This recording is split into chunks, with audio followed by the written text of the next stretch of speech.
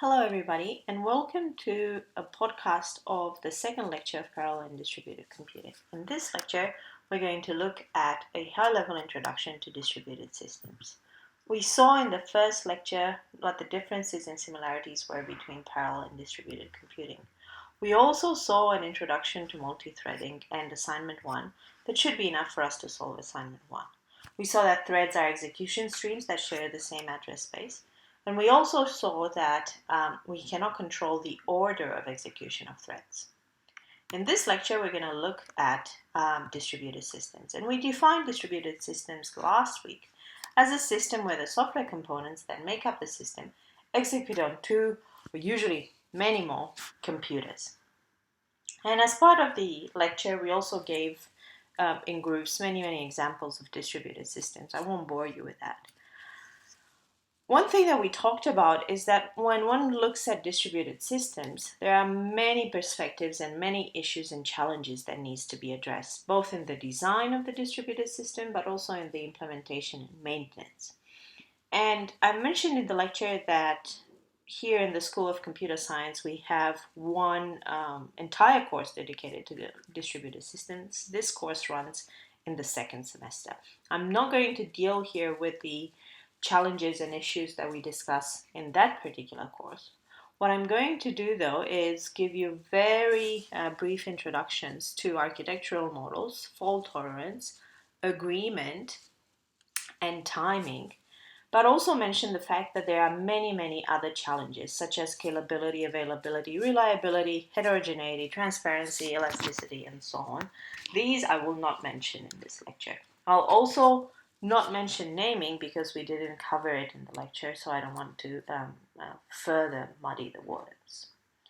Now, when we look at architectural models, they are a way of designing the software architecture with respect to a particular perspective or with respect to a particular aspect. When I'm talking now about distributed systems and architectural models in distributed systems, I will talk about who holds computational responsibility. So, where does the computation happen? How many entities or users hold this computation? How big is the computation that various entities do? And when we look at this, at distributed systems from this aspect, we can classify them into client-server systems or peer-to-peer systems. Now, in a client-server system, your server manages a set of resources and provides a set of services to other entities that either use or require access to those resources or require access to the services. The clients will interact with the service to obtain access from resources or the results from those services.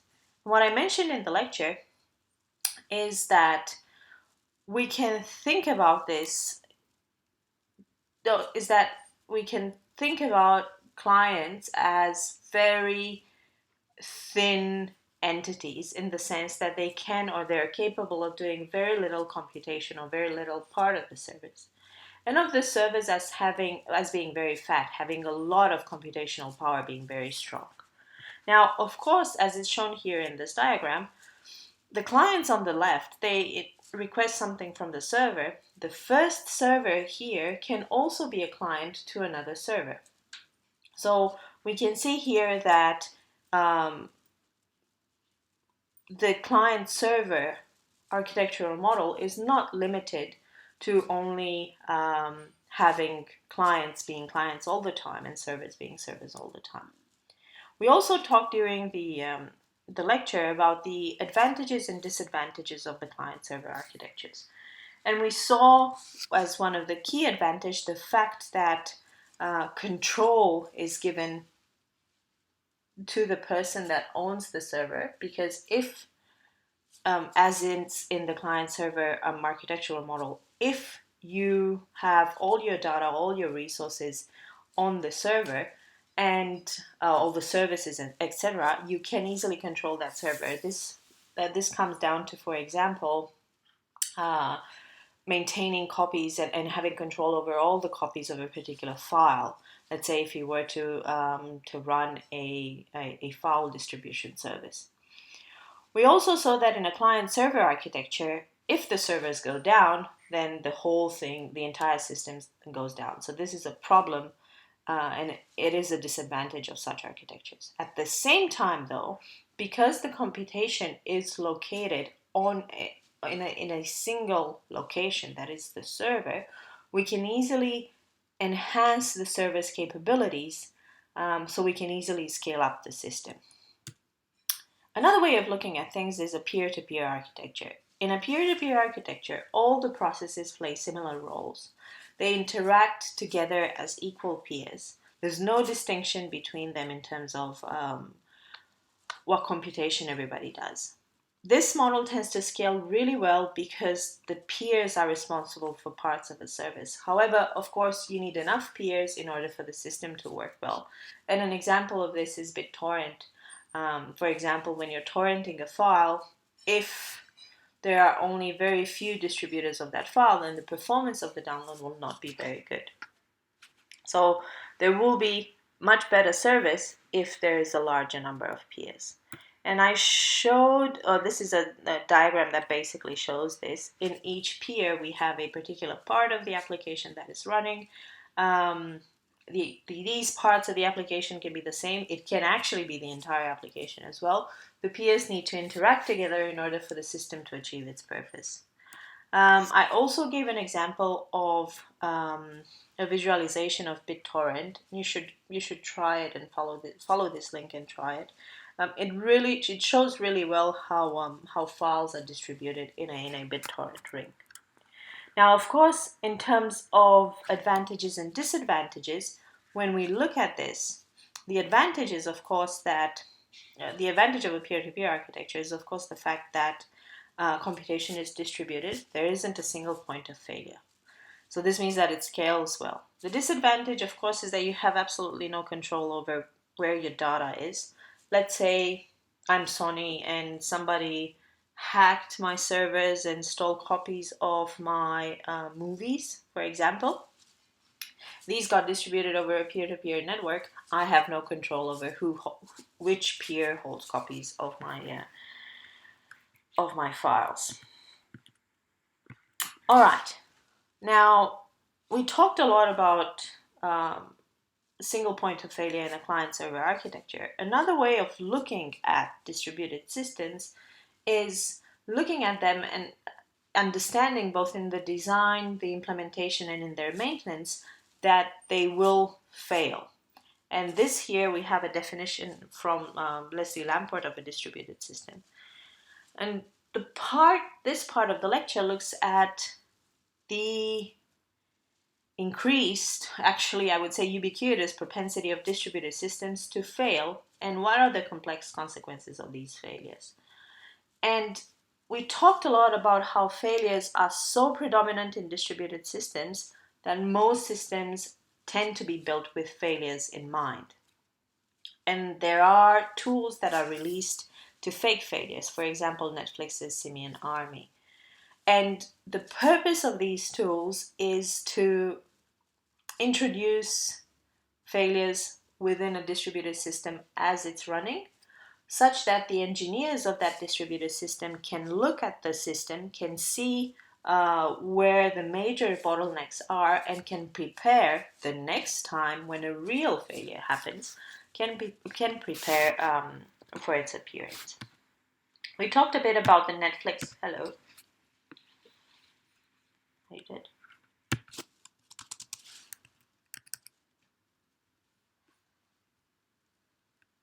There we go. We talked a bit about the Netflix Simian Army, and there's an article that I've put up online. That article is accessible as well. And where I talked a bit about three of the monkeys. I talked about Chaos Monkey. Now, what Chaos Monkey does is it introduces failures, obviously, in the Netflix system. The way it does this is by shutting down various Amazon instances on which the Netflix servers are running. So Netflix moved to the Amazon cloud, I think in either 2011 or in 2012. And what this implies is that the Netflix servers are actually Amazon cloud instances. So what Chaos Monkey does is it randomly selects some of the instances and shuts them down. The purpose of this is, of course, to see how the system reacts to this. Now, I mentioned in the lecture, and this is a really important point, the Simian Army runs on a live Netflix system, so it's not on any testing sort of system. The reason why it's running on a live system rather than a testing system is because it's very hard to build a testing system that mimics a real live system, especially when we're looking at Netflix, where there are many millions that use its services. The next entity that I talked about was Latency Monkey, and as the name suggests, and I think Latency Monkey is the one with the clock over there, what Latency Monkey does is it introduces artificial latencies between client and server requests. So between RESTful calls within the Netflix API. The reason it does this, again, is to see how resilient the system is when things arrive or when responses arrive from various requests, when they arrive very late. The last one that we talked about was Chaos Gorilla. Chaos Gorilla is similar to the Chaos Monkey, except that instead of destroying one instance or a random number of instances, it takes out entire Amazon availability zones. Now, the way Amazon has organized its instances is by geographical location. So there are availability zones for America, there are availability zones for Europe, there are availability zones for Asia, and so on which one might want to reside their instances. So if, for example, I have an application that is running in North America, or I think that most of my users will be in North America, let's say in the East Coast, then what I'm going to do is I'm going to put all my cloud instances within that availability zone. So what Chaos Gorilla does is it takes out entire availability zones. My guess is that the Chaos Gorilla doesn't run very frequently, but it is a test that is run. And because, as a side note, because Netflix had the Simian Army, they were, I think, one of the very few companies that managed to not have any substantial losses as Amazon, I think late last year, probably in September, had a major downtime. Now, in terms of numbers, we can look at Google failure rates. Let's see. We have in each cluster's first year, we may have around 1,000 individual machine failures to occur. One power distribution unit will fail. This will result, of course, in bringing down roughly 1,000 machines for about 6 hours. Racks will fail. Racks will go crazy. 50% chance of the cluster to overheat. The data center can start to burn. Somebody may shoot down or may cut down accidentally various cables and so on.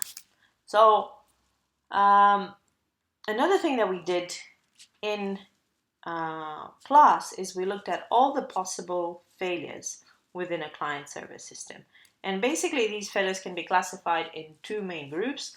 The first one is failures of the client. Well, actually 3 main groups, sorry. The first one is failures of the client, failures of the network as the second one, and the third one is failures of the server. So we're looking at various types of omissions. So whether messages arrive or do not arrive, whether messages are sent from the client or they do not arrive at the server, whether the server and the client have timing synchronization issues, whether the network doesn't work, so the channels, the communication channels between